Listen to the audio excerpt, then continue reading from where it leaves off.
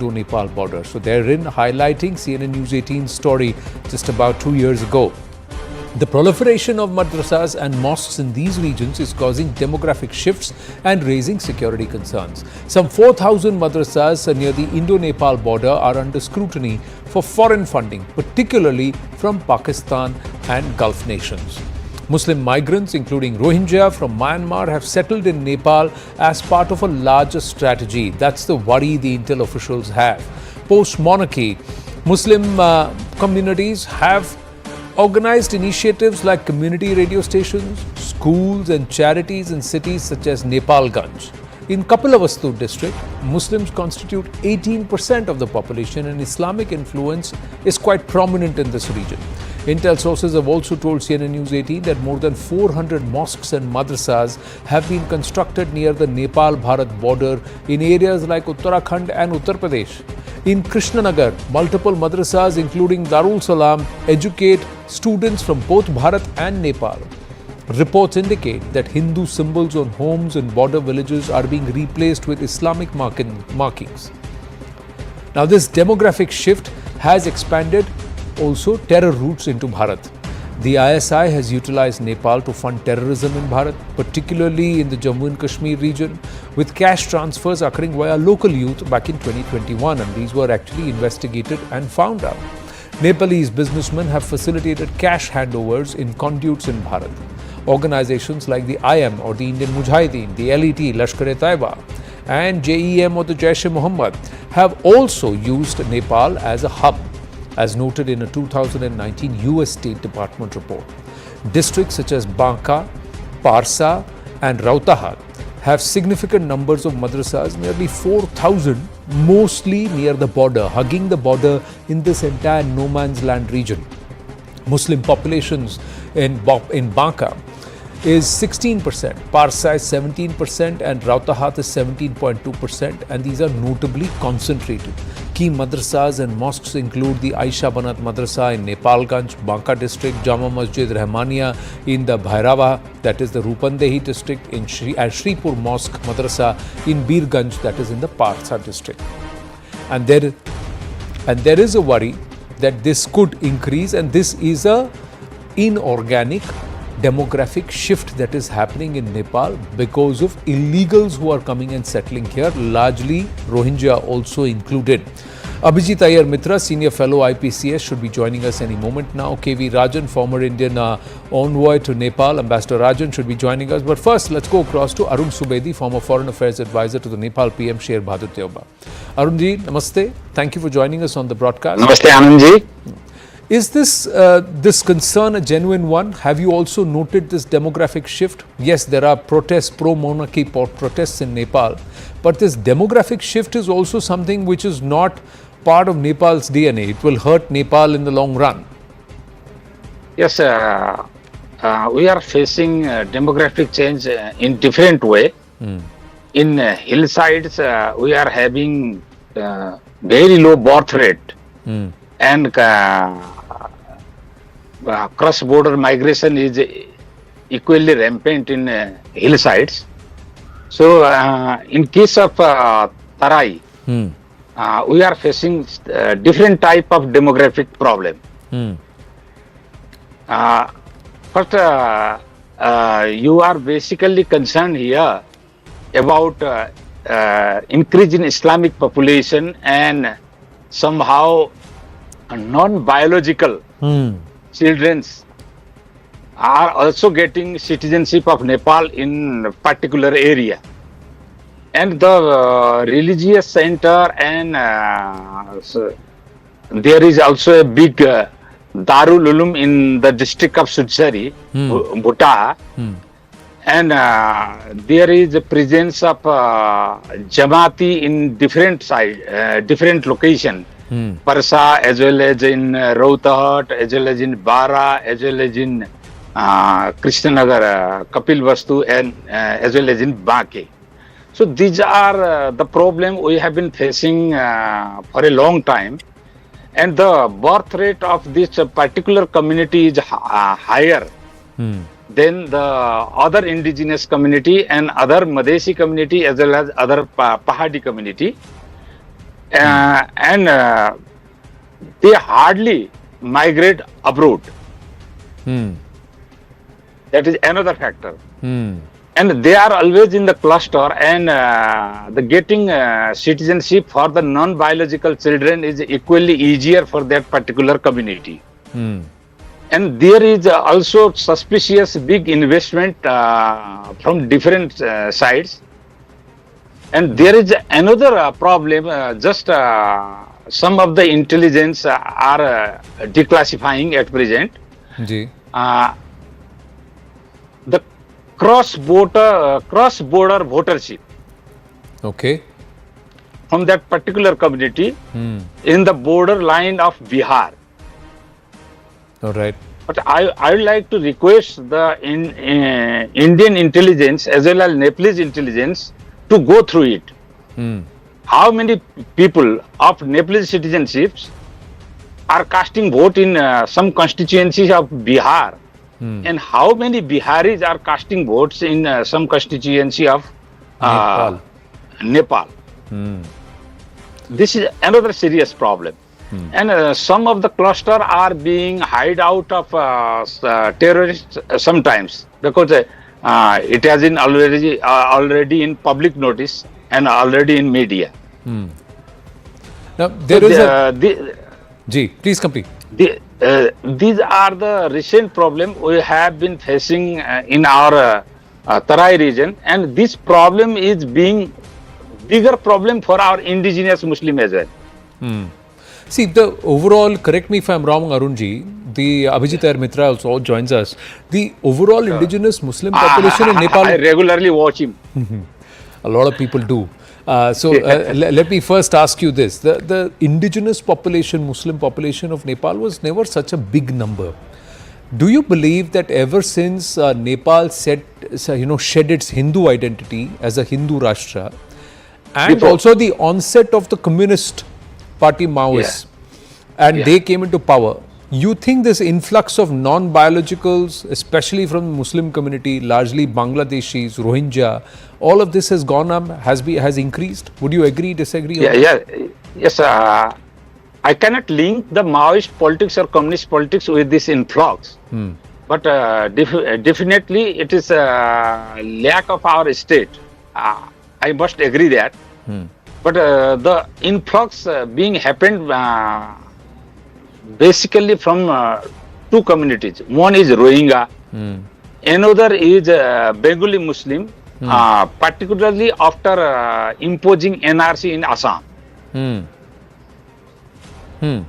If our main east-west highway, that is Mahendra highway, if I am not having the authentic data from any organization, but as far my information, it's just when I used to travel, I am noticing it frequently. Most of the auto repair centers are having Bengali laborers, and they are not having any Nepalese identity. This is being the bigger problem at present. So influx because of NRC is equally bigger in Nepal. So these two communities are more or less being adopted as non-biological children in some of the clusters. Now, if it is an influx due to NRC, then clearly these Bengali that you call are from Bangladesh. They are not necessarily from Bharat, and those who are from Bharat. It is equally true. But we have got them from Assam. From Assam. I agree. The spillover has happened, but clearly these are the regions, the Rohingya region, the Rakhine state, and those people, the exodus or people who are moving out of there, spilling over. Regarding Rohingya, there is another problem. If I am having time.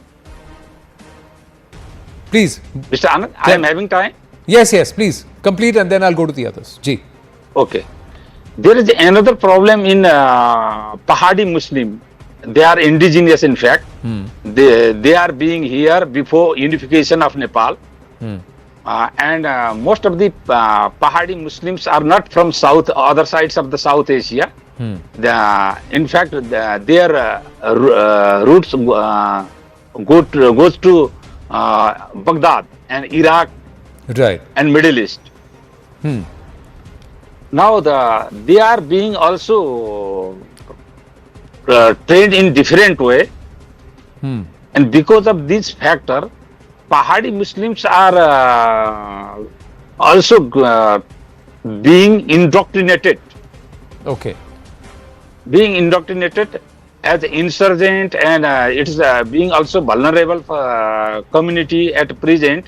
And one thing you have to notice, that when President Emmanuel Macron cracked down on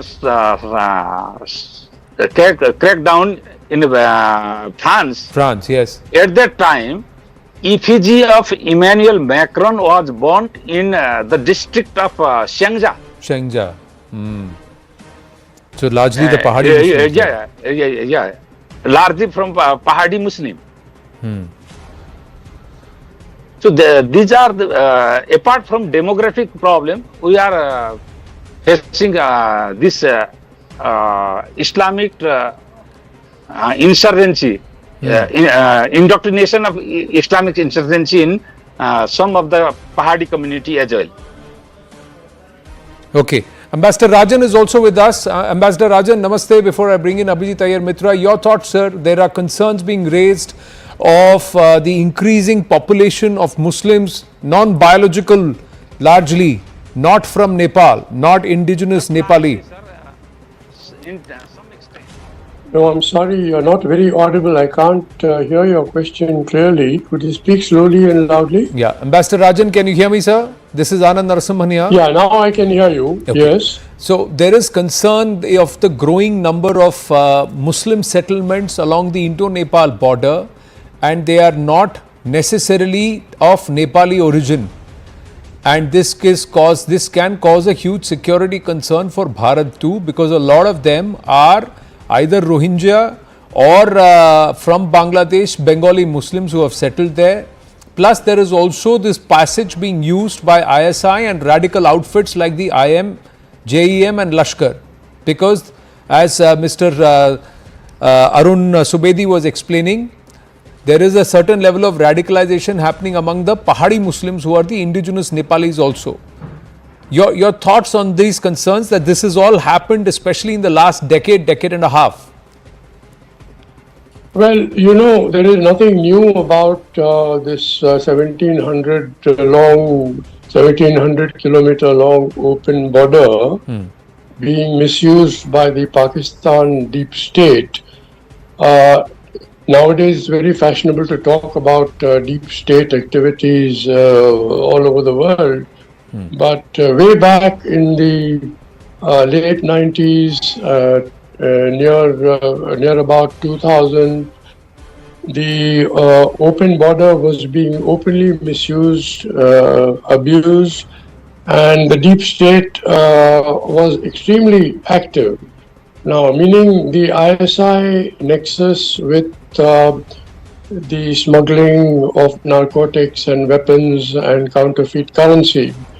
So what happened at that time, unfortunately, the border was not being managed very vigilantly either by the Nepalese side or by the Indian side. So this was going on at full speed. But once the Nepalese activities, agencies and Indian agencies realized the gravity of the situation, the cooperation improved in quality dramatically from every sector of the Nepal government, including the palace, and in a discreet way. And what happened was that Pakistan and the deep state nexus was repeatedly exposed. Pakistani diplomats were expelled from Nepal, and the open border began to be managed much more efficiently.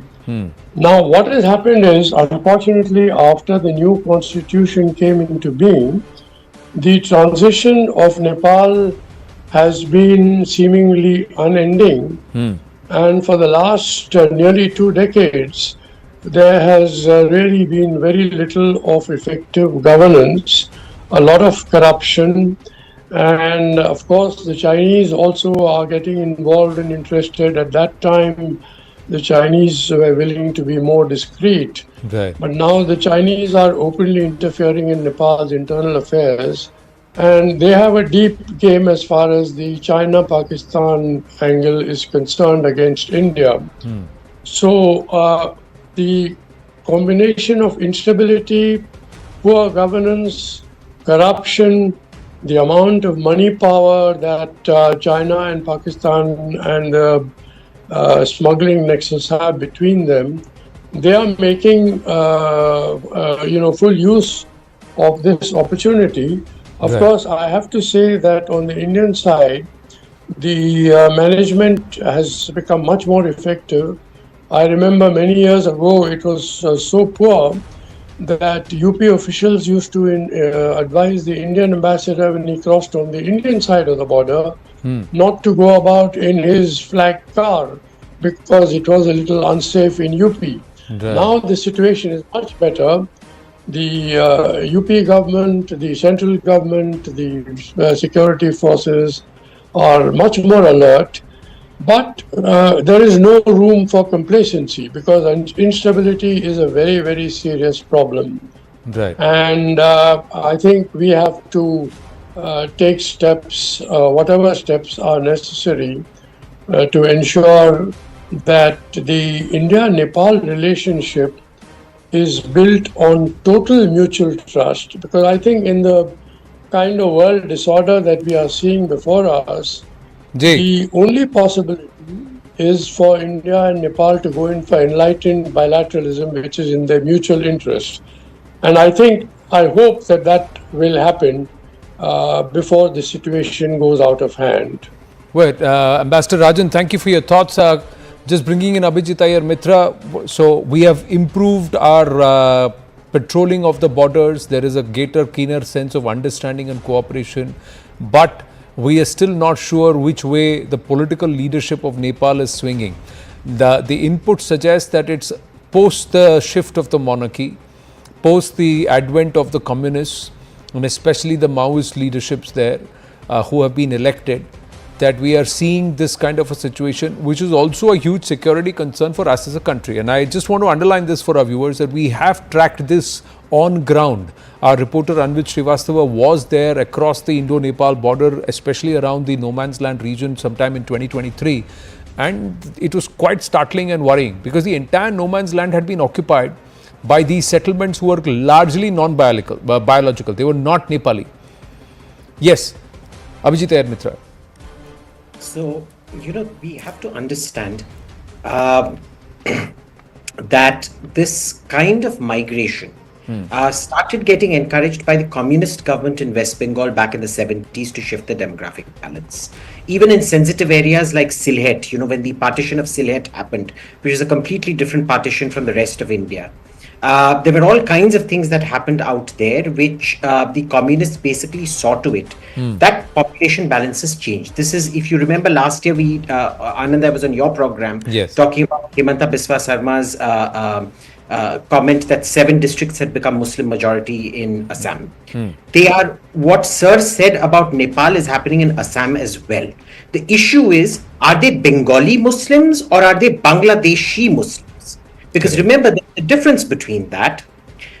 They can, find domicile in a certain place and then move on. Now, the issue in Assam is Bengali Muslims from Assam. A lot of them moved out when the CA NRC process started because they were very scared that their, the fact that they were not Indian citizens was going to become crystal clear out there.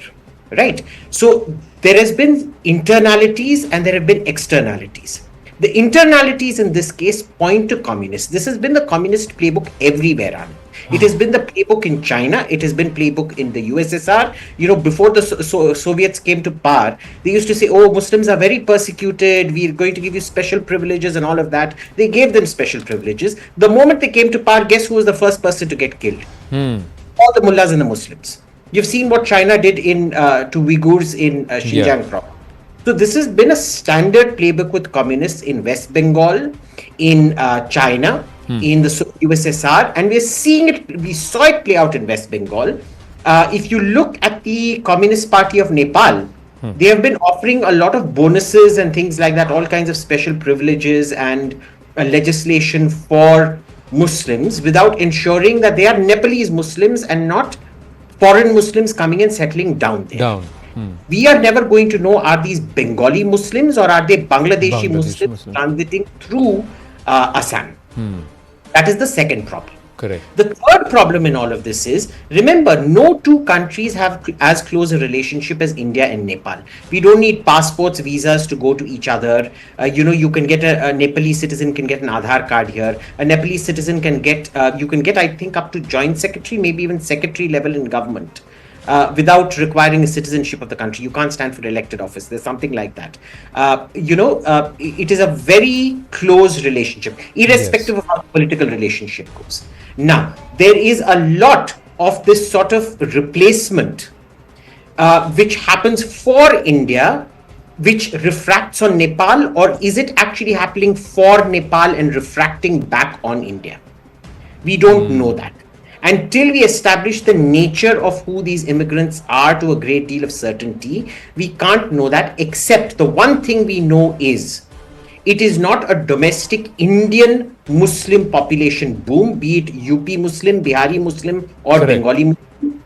It is a the only population booming right now is the Bangladeshi Muslim population, along with greater inward migration, because a large part of the border has been controlled, but there are significant parts of the border which have not been controlled. And if you remember Amit Shah's statement last week that when they wanted to finish fencing the border, the West Bengal government isn't giving them land to complete that. And there was also the Bangladesh border guards who came out there to try and create ruckus when the borders were being fenced, and there was a clear nexus there, and they wanted certain portions to be left open because there was open infiltration that was happening from that area and that region. Now, and remember, this is the reformed Bangladesh Rifles, really, which had tried to create a coup against Sheikh Hasina in 2009 and had been by the army. So, the residual factions, now they have been empowered by the current Bangladeshi, by the Yunus government. So we have multiple issues. I've just got some more ground to cover. So the other dynamic with both the ambassador and also Mr. Arun Subedi spoke about is the China aspect, the China angle, the China tango. So that's another exclusive input coming through Manoj Kumar Gupta. Vested political interest in Nepal creating an anti-Bharat sentiment.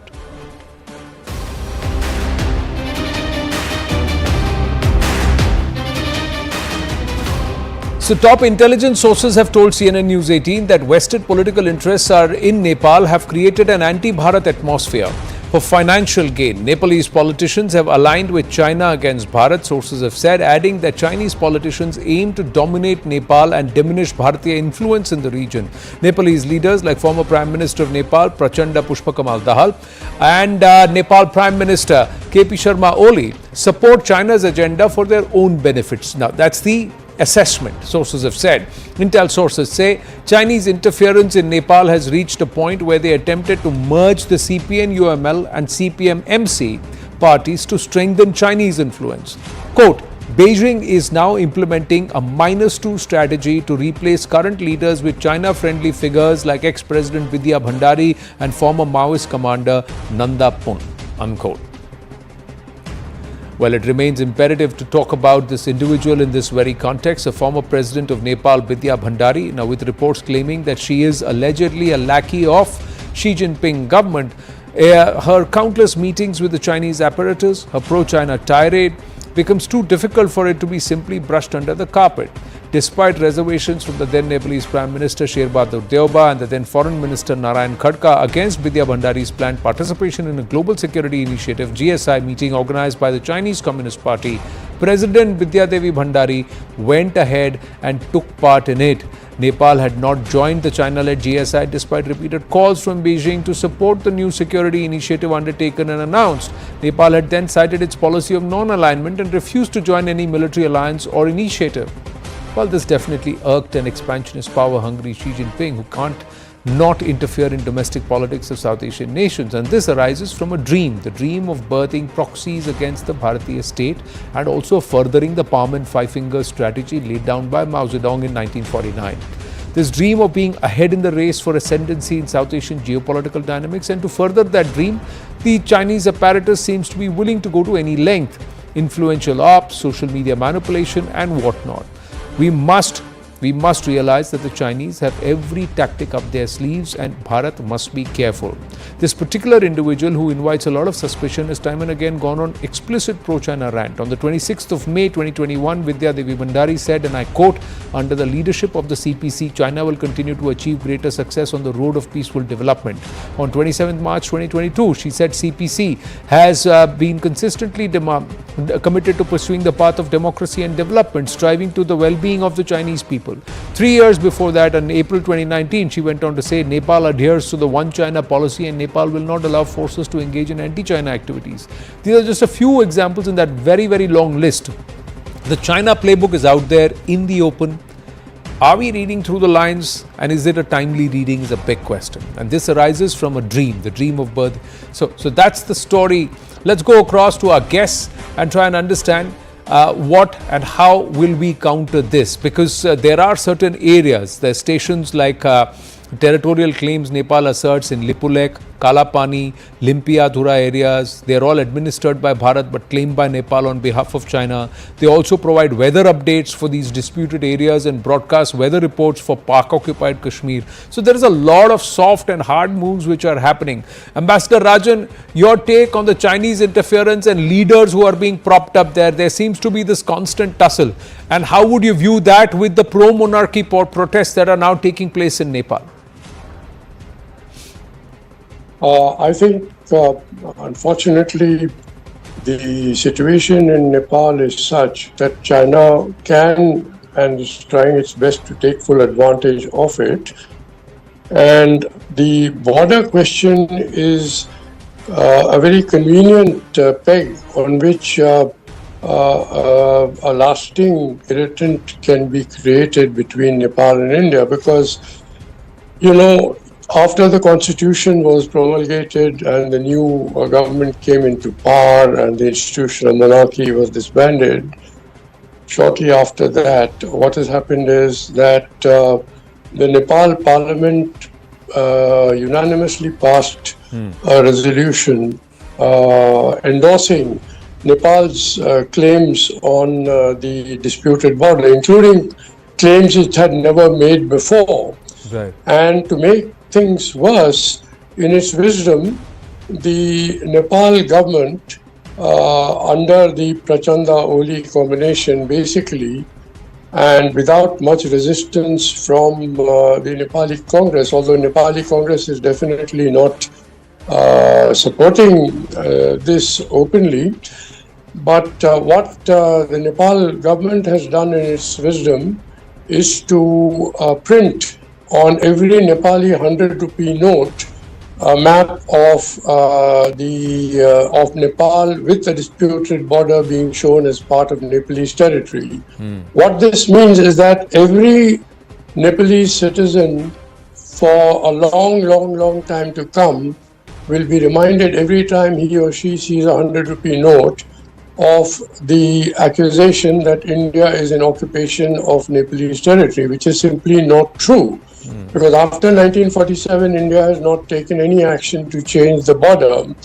So what has unfortunately happened is that an irritant has been deliberately created, and I have very little doubt that the Chinese would have encouraged and promoted this step because it suits them. Outwardly, they can pretend to be neutral on this question because there are India-China understandings on the border, but it suits them to create anti-India feelings at any moment of the choosing of anti-India politicians or the Pakistani deep state or the Nepalese, the few Nepalese really who are genuinely anti-India. Right. So there is a lasting problem. We could have resolved this problem, and we came very close to resolving this problem in the spirit of the open border some years ago, but for some reason it could not be done. Now, I don't see this as a problem which can be resolved easily in the foreseeable future. So I think the only solution is to reinforce the economic ties between India and Nepal and build an atmosphere of trust and stimulate further the economic integration of Nepal with the Indian economy, which benefits every Nepalese. What the Nepalese people really want. They want good relations with India. They want jobs for their young people. They want a more inclusive prosperity for their people. And we should build on popular opinion, which means that apart from government-to-government talks between the two governments of the day, civil society, the media, other sections of opinion, the academia, think tanks, they must all get together and give the highest priority to creating an atmosphere of mutual goodwill, mutual interest, community of interest, because that is really what the Nepalese people want. And there China stands no chance of competing with India because the linkages between India and Nepal are so deep. Unfortunately, the soft power potential for cooperation has not been unleashed. It has been taken for granted all these years. It should be, taken full advantage of by both countries, and people will respond. I think we should now focus on people-centric contacts, people-centric development, because government-to-government contacts may have their limitations. Right. Does a return back to monarchy help, Arun Subedi? What's the thought process, or how can this be corrected, both within Nepal and also by Bharat, these equations? Because both nations realize they are the ones who are far closely linked and who have no ulterior motives with each other. For last 15 days, I have been watching all Indian media and most of the non-governmental sector. And more or less they are fueling pro-monarchy protests, and they are, if it is not incorrect, they are endorsing it as well. But the ground reality in Nepal is quite different. In the eastern part of Nepal, we are facing the problem of different kind of problem. And particularly in Kathmandu Valley, pro-monarchy protest is in good shape. But I don't think without consent of the major political forces, Nepali Congress and CPN UML, the restoration of monarchy will be possible. I don't think like in Bangladesh, Nepalese military force will take over the power. So, but it is being helpful to create the good ground for the pro-monarchy protest and pro-monarchy environment. But behind this, the main cause is the economic problem. Nepal is in the verge of collapse of economy at present. People are not getting good job, and all the business house are in the verge of collapse, and banking sector is also being vulnerable, and trade deficit being increased, and these are the problems, main problems. So this is fueling the unrest, and another main cause is our constitution as well. I can't say I don't agree the constitution. But you believe that it needs reform. It will be an offense. But there are several provisions which are causing this instability, political instability, as well as instability in our foreign relation. Nepal is only the country which has incorporated the doctrine of foreign policy in its constitution. The global political dynamics are being changed, but we can't change our foreign policy. It's so dogmatic. So we are strict in the what we call equidistant foreign policy. I have been advocating to change this illusion of equidistance. Our foreign policy must be centered on our national interest. National interest. Yeah. Well, Because we have, you make a very strong point, Mr. Arun Subedi. I have run out of time. Abhijit Iyer Majumdar, I'll make it up to you the next time we speak. You've not had enough time to speak today, but I've really run out of time. But some very strong points and potent ones made by all our speakers on this show. And let's hope viewers are able to watch this. Those who are supposed to do something about it are also watching and doing something about it going forward. Bharat-Nepal equations need to be mended, and we need to ensure, for the sake of our own security and security of this region, that something is done soon enough. Thank you very much. We're going to wind up on that note. We're going to take a short break, and when we come back, we turn the spotlight towards Bengal. Well, it's a direct face-off when she's been shown and left red-faced by the court's decisions. There's a showdown on this entire West Bengal school recruitment scam. It all happened in the former tenure of Mamata Banerjee as Chief Minister. Now she is vowing to back the sacked Bengal teachers. Stay with us.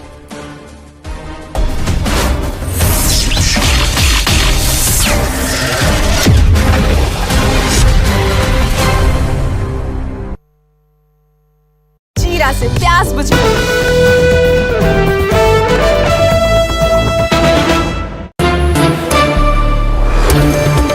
China, 67%. European Union, 39%. Vietnam, 90%. India, very, very tough. Very, very tough. They charge us 52%.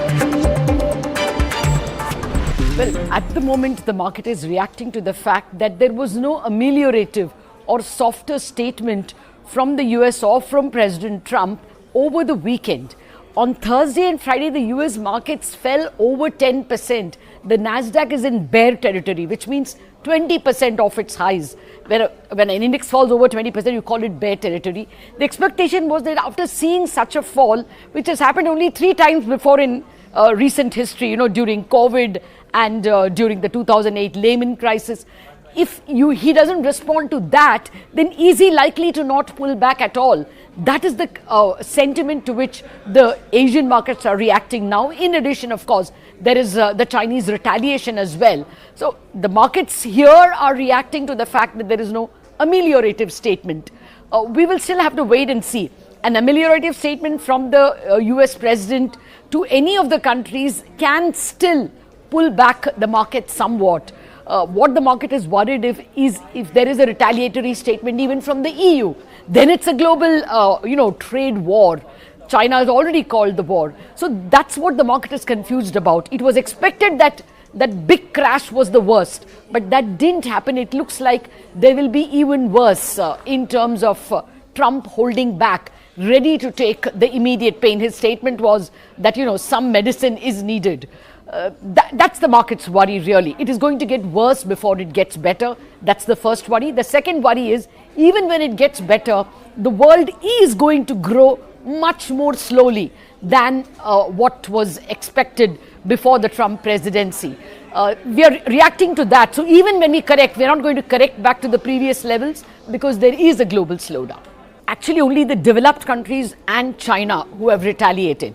They are in a slightly stronger position than India is, than developing countries are. And so those are the two blocks that have retaliated. The rest of them are willing to come to any concessions. To be fair, even Canada is willing to come to concessions. But the Indian position relative to this issue is very strong. Our trade deficit, the important point is Trump is not going by your tariff levels. You can have 100-200% tariffs for all he cares, but don't have a trade deficit with my country, which is buy more from us and sell less to us. That's all he wants, which is India is in a position to do, because our trade deficit with him is only $40 billion or thereabouts, and one can easily buy more oil even if it's a little more expensive. And once the trade deficit comes down to about $10 billion, the tariffs on our products will come down. We will still have a 10% tariff, which he has announced on all countries, but we are in a much better position to negotiate, saying we will buy some more, and thereby, if you give him a commitment that we will bring down the trade deficit to $10 billion or zero by the end of this year, tariffs can come down. We are in a better position. But you must remember that that is not the only reason why the markets are falling. That will make things better for us. Markets are falling because we are not only selling to the US, we are selling to the world. And if the world is in a tighter place, in a worse place, then Indian markets will reflect that. Our exports to other countries will also suffer. So we have to keep that in mind. We are in a good position with respect to the US. We will be the economy which will fall less than other economies, but our growth is going to be less than we thought earlier this year.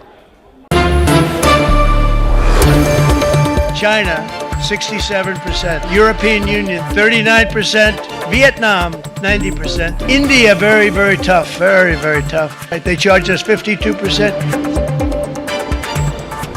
Well, at the moment, the market is reacting to the fact that there was no ameliorative or softer statement from the US or from President Trump over the weekend. On Thursday and Friday, the US markets fell over 10%. The Nasdaq is in bear territory, which means 20% of its highs. When an index falls over 20%, you call it bear.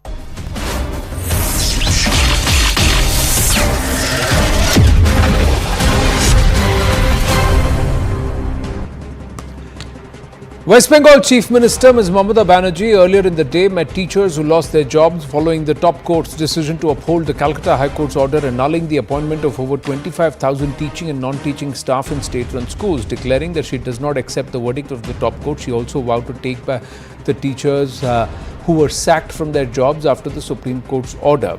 The West Bengal leader of opposition Suvendu Adhikari staged a protest along with BJP MLAs against the Mamata government, demanding her resignation.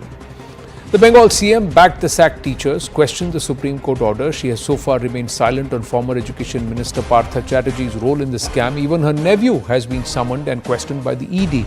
Still, Bengal calls it a conspiracy. Remember those visuals of the mountain of cash being recovered back in 2022 that ultimately led to the arrest of the then West Bengal Education Minister Partha Chatterjee? Was that a conspiracy? Are these claims being made to stifle the entire investigation? Even the sacked teachers whom Mamata met today don't show too much confidence in what the CM has said today.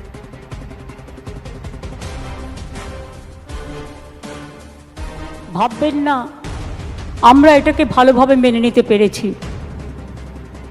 আপনাদের শোকে আমাদের হৃদয়ও পাথর হয়ে গেছে। আপনাদের শোকে আমরা মানবিক মানুষ, মনে রাখবেন আমাদের রক্ত যেমন আছে, মাংস যেমন আছে শরীরে, আমাদের হৃদয়ে কিন্তু পাথর নেই।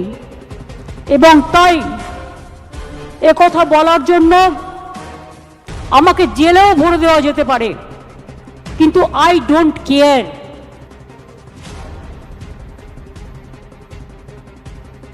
ही हम लोग खुश नहीं है। क्यों? हम लोगों को नौकरी बचाने के लिए अभी जरूरत है जो वैलिड कैंडिडेट को एक पक्का निखुत एंड निर्भुल लिस्ट प्रकाश करके सुप्रीम कोर्ट के राय पुनर्विवेचना করে যোগ্যদের চাকরি ফেরাতে হবে। এই সব কন্ট্রাকচুয়াল ভলান্টারি পুনরায় পরীক্ষা আমরা একবার নিজেদের দক্ষতা যোগ্যতা প্রমাণ দিয়েছি, সুতরাং নতুন করে পরীক্ষার কোনো প্রশ্নই আসে না। এর জন্য সর্বাত্মক লড়াই করার জন্য আমরা প্রস্তুত। मुख्यमंत्री ने हमारी क्लैरिटी नहीं की। अगर वो क्लैरिटी कर देती कि वेदर हमारा जॉब जो है इट इज सेव्ड और नॉट सेव्ड, ये वाला कैटेगराइज उन्होंने किया नहीं। उन्होंने कहा कि मैं देख रही हूँ सेग्रीगेटेड और अनसेग्रीगेटेड में। ये ऑलरेडी आपका 6-10 साल आपने क्या किया? 2016 में हमने परीक्षा। Tuin Sinha and Professor Manojit Mandal with us. Namaste, Jai Hind, Jai Bharat. Thank you for your patience, gentlemen. Tuin Sinha, what would you like to say? I don't care. I don't accept this verdict. I don't care is what Mamata Banerjee is saying. She says it's a conspiracy. Well, namaste, Anand. Namaste, everybody. Of all the scams which have been perpetrated, orchestrated and executed by TMC, this one is the most vile. This one is the most unforgivable and most sinful, because with this she has jeopardized the future of Bengal. Can you imagine? Nearly 26,000 teachers had to lose their job because, their jobs in the first place were manipulated. They were given, as an act of manipulation, as an act of bribery. And I am told, there are enough reports to this effect that teachers had to pay somewhere to the tune of 5 lakhs to 15 lakhs. So for a teacher who's earning 20 to 25,000 per month, they had to pay a good 5 to 6 years salary to procure this job. That is the condition of Bengal. And imagine the pressure of these teachers, how would they be doing justice to the students? All the while they would be thinking of how to commercialize education and how to get the money back. This is the legacy of Mamata Banerjee, whether it is the health sector or the education sector. And what is there to prove? Partha Chatterjee is a close associate of the CM. Her own nephew has reportedly got a bribe to the effect of 7 crore rupees. Mamata Banerjee's legacy is of loot, is of corruption, is of destroying the future of Bengal. And, I feel very pained that, any educated CM after the Supreme Court verdict would apologize to the people, would contemplate quitting. Today she is saying that she will not accept the verdict of the Supreme Court. What will she do then? Does she have an option? So I think, this kind of illiteracy bodes very, it does not bode well for Bengal, and we are seriously concerned about the future of Bengal. Professor Mondal? First of all, I take a strong objection to Anand, your reporting about Abhishek Banerjee being called for this particular probe. Where have you got this information from? That Abhishek Banerjee was called in the teachers recruitment scam. Can you please elaborate? Can you please find this? Abhishek Banerjee was summoned for a different case. It has got nothing to do with the teachers recruitment case. So this is, please correct it. It was amply clear Abhishek Banerjee was summoned by the CBI as a witness in a different case. He was summoned probably 4th time, and it's in the last 3 years. And the kind of deficient CBI is there. It could not find any proof against Abhishek Banerjee, who has categorically stated, give me a single evidence against me, I will hang. You study. That's not digress means you are spreading fake news about my leader, who is one of the tallest leaders in the state and now one of the strongest leaders in the country, and I'll take it lie down. Okay. This is a fake news. Come to the issue at hand, Mr. Anand. Come to the issue at hand. What has Mamata Banerjee said that asks BJP? I want to understand. She has said this is a verdict that is very painful for us to accept. And she has got every right to do that. And if this is a contempt court, if you feel, go and file a contempt of case against her and against all the teachers that you are, shedding your crocodile tears for. Fact remains that all out of 26,000, do you think and BJP think, Mr. Sinha, that all of them are tainted?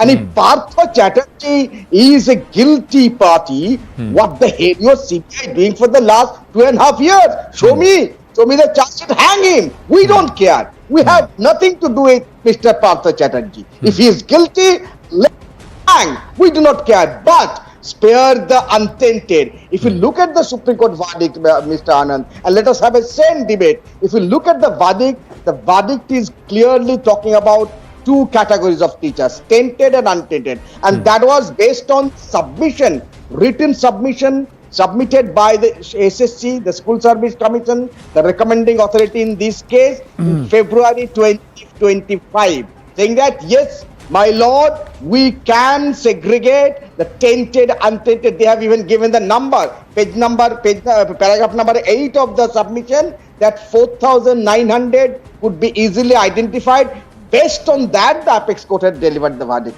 Now it is astounding for us that why all the 26,000 are losing their job. They are losing their livelihood, which is connected with their life, right to life, without hearing any of this. It is also my humble question to my lords. Supreme Court is supreme but not infallible. Supreme Court can also falter. It is supreme but it is not infallible. In this case, it is my humble opinion. I've got every right to do so. Supreme Court has faltered in segregating. CBI has faltered also. What is CBI doing? The CBI find out the tainted person. Why aren't they getting punished by the CBI? If someone has bribed, the briber should also be punished at the same time. If Partha Chatterjee is guilty, the briber should also be punished. What is CBI doing? We want to know. Bengal school job scam. CBI names Abhishek Banerjee in charge sheet. Trinamool Congress MP's lawyer calls it a fishing expedition. Dated 27th of February 2025. Then, sir, back in 2023, there is 8th November 2023, TMC MP Abhishek Banerjee summoned in the case of teachers recruitment scam. 28 September 2023, 8th November 2023, then in 2024, and this is not news18.com, this is not CNN News 18, this is not Anand Narsimhan, this is a plethora of news agencies and news channels who have reported this, and we have stated that. Okay, now you may refute that, but please don't accuse us of peddling fake news like you did, Professor Abhijit Mandal. The other thing is, sir, where is Partha Chatterjee in all of this? You jumped on Abhishek Banerjee, but where is Partha Chatterjee? What about the suitcase full of the whole cash stash that was found on the education minister's home? Does that not reek of corruption? You did not hear me saying if Partha Chatterjee is guilty, let the CBI punish him, hang him. I am again asking the CBI same question to you. It's 2.5 years. What has CBI done to punish Partha Chatterjee? What has CBI done to punish the bribers also? No. Forget what the CBI is doing and what the courts are doing. What the courts are doing, you are not willing to accept.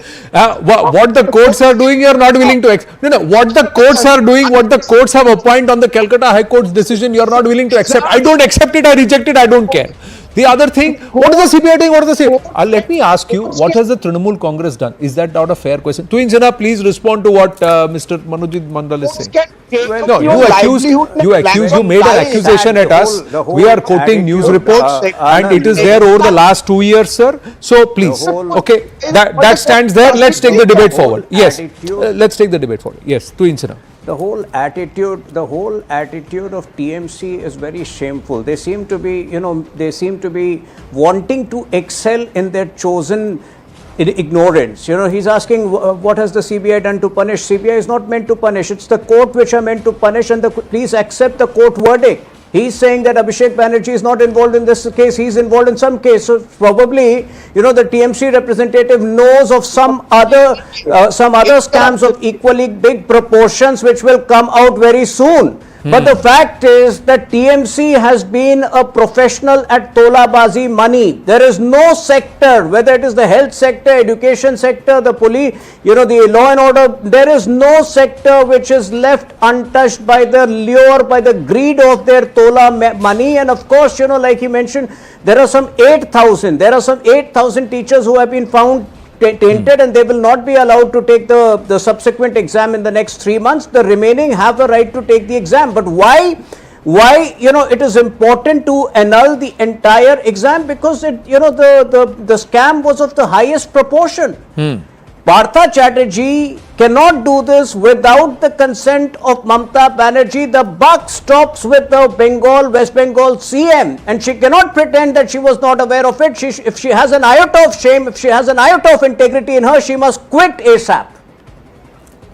I mean, I look at the funniest part of the story. You are saying Mamata Banerjee is also involved, and your CBI has no guts to interrogate her in the last 2.5 years. How shameful this statement can be, and how deficient your CBI is. And first of all, I have to wind up on that note that when CBI officials went to indicate.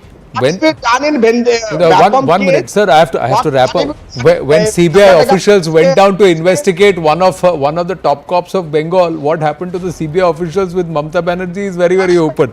So you may claim that the central government or the CBI does not have guts, sir. But Miss Mamata Banerjee, as the Home Minister of Bengal, as the Chief Minister, is showing quite a lot of guts, no glory, they say.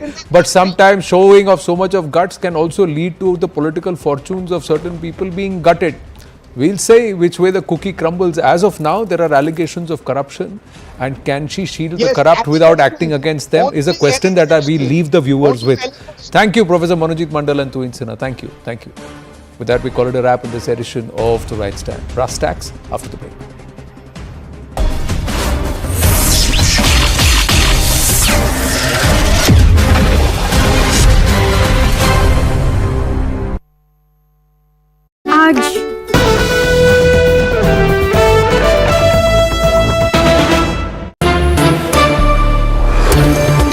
China, 67%. European Union, 39%. Vietnam, 90%. India, very, very tough. Very, very tough. They charge us 52%. Well, at the moment, the market is reacting to the fact that there was no ameliorative or softer statement from the US or from President Trump over the weekend. On Thursday and Friday, the US markets fell over 10%. The Nasdaq is in bear territory, which means 20% off its highs. When an index falls over 20%, you call it bear territory. The expectation was that after seeing such a fall, which has happened only 3 times before in recent history, during COVID and during the 2008 Lehman crisis, if he doesn't respond to that, then is he likely to not pull back at all? That is the sentiment to which the Asian markets are reacting now. In addition, of course, there is the Chinese retaliation as well. So the markets here are reacting to the fact that there is no ameliorative statement. We will still have to wait and see. An ameliorative statement from the US president to any of the countries can still pull back the market somewhat. What the market is worried if there is a retaliatory statement even from the EU, then it's a global trade war. China has already called the war. So that's what the market is confused about. It was expected that big crash was the worst, but that didn't happen. It looks like there will be even worse in terms of Trump holding back, ready to take the immediate pain. His statement was that some medicine is needed. That's the market's worry, really. It is going to get worse before it gets better. That's the first worry. The second worry is, even when it gets better, the world is going to grow much more slowly than what was expected before the Trump presidency. We are reacting to that. So even when we correct, we're not going to correct back to the previous levels because there is a global slowdown. Actually, only the developed countries and China who have retaliated. They are in a slightly stronger position than India is, than developing countries are. And so those are the 2 blocks that have retaliated. The rest of them are willing to come to any concessions. To be fair, even Canada is willing to come to concessions. But the Indian position relative to this issue is very strong. Our trade deficit, the important point is Trump is not going by your tariff levels. You can have 100-200% tariffs for all he cares, but don't have a trade deficit with my country, which is buy more from us and sell less to us. That's all he wants, which is India is in a position to do, because our trade deficit with him is only $40 billion or thereabouts, and one can easily buy more oil even if it's a little more expensive. And once the trade deficit comes down to about $10 billion, the tariffs on our products will come down. We will still have a 10% tariff, which he has announced on all countries, but we are in a much better position to negotiate, saying we will buy some more, and thereby, if you give him a commitment that we will bring down the trade deficit to $10 billion or zero by the end of this year, tariffs can come down. We are in a better position. But you must remember that that is not the only reason why the markets are falling. That will make things better for us. Markets are falling because we are not only selling to the US, we are selling to the world. And if the world is in a tighter place, in a worse place, then Indian markets will reflect that. Our exports to other countries will also suffer. So we have to keep that in mind. We are in a good position with respect to the US. We will be the economy which will fall less than other economies, but our growth is going to be less than we thought earlier this year. China, 67%. European Union, 39%. Vietnam, 90%. India, very, very tough. Very, very tough. They charge us 52%. Well, at the moment, the market is... India's era of growth and global influence, shaped and inspired by the bold vision of Prime Minister Narendra Modi.